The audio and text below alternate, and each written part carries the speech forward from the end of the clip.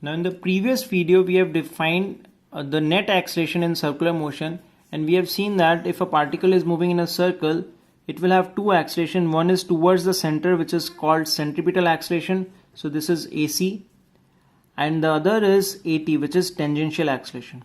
Okay, what were their magnitudes? This AT was R alpha, direction is tangential, and this AC was omega square R. Okay, direction is radially inwards, so inwards means minus r cap. This is its direction.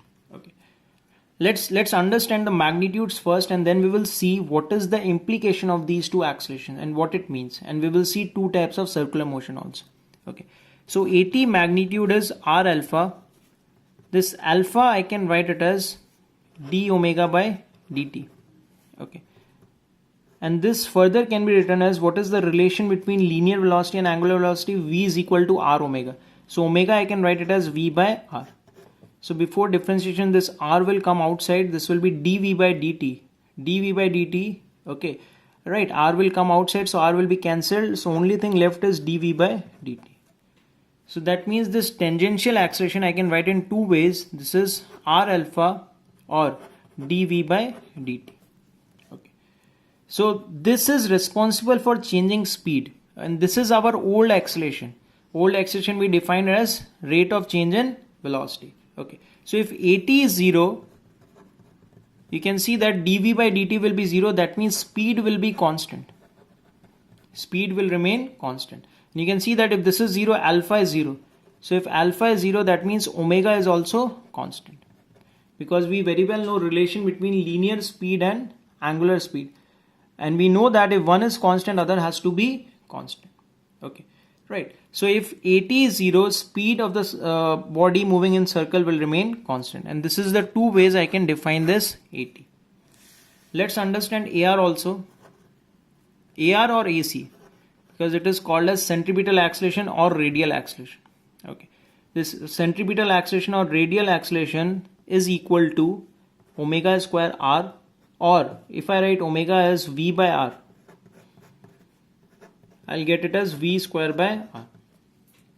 Okay, why it is called centripetal acceleration? Because it is always towards the center, and its value will be v square by r. Okay, now one important thing, this acceleration, since it is towards the center, it is always perpendicular to velocity. Okay, so it cannot change the kinetic energy, or it cannot change the speed. Right, I can write over here AR cannot change speed. It can only change the direction, which you should keep in mind. Okay, so if speed is changing, that means AT must be non-zero.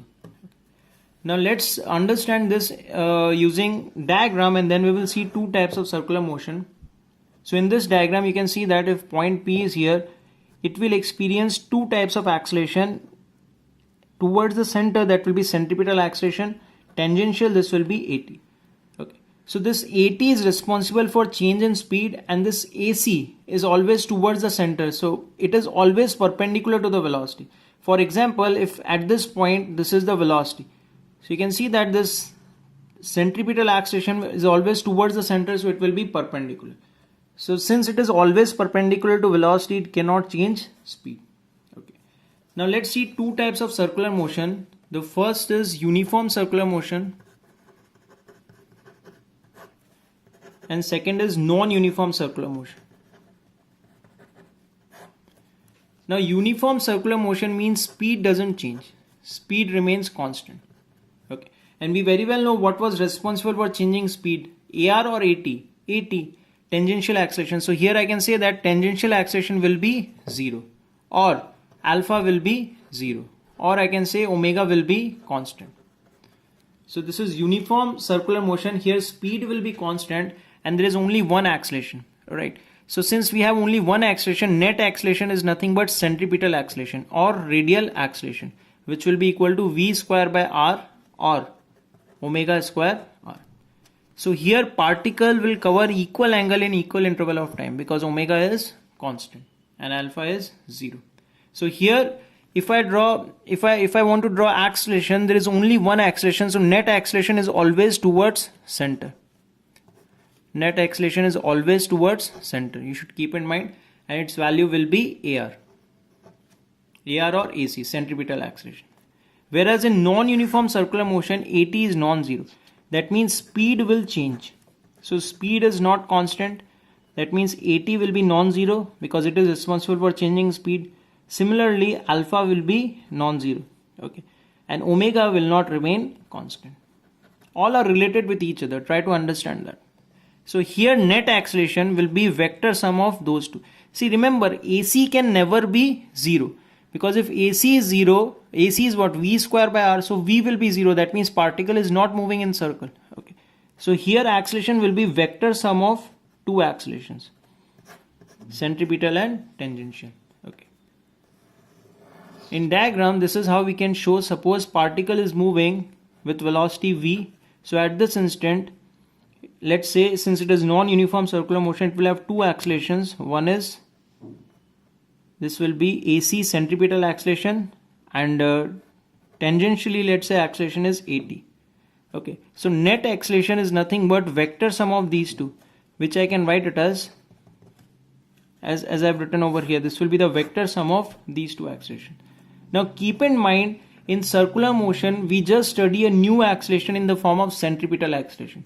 This tangential acceleration, which we write as dv by dt, this is our old acceleration, which is rate of change of velocity. So only one new acceleration which we study is centripetal acceleration. Okay.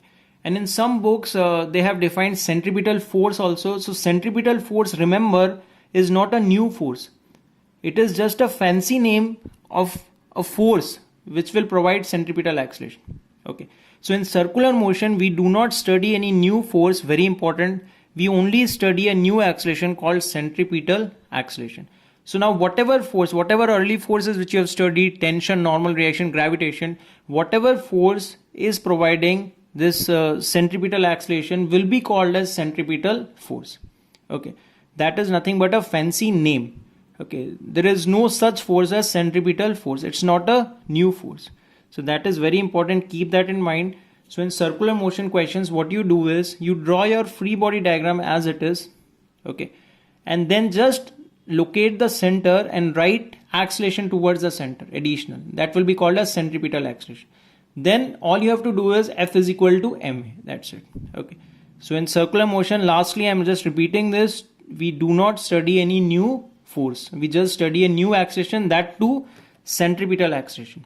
AT you already know. This is nothing but dv by dt, rate of change in velocity. Keep that in mind. It will be pretty much useful.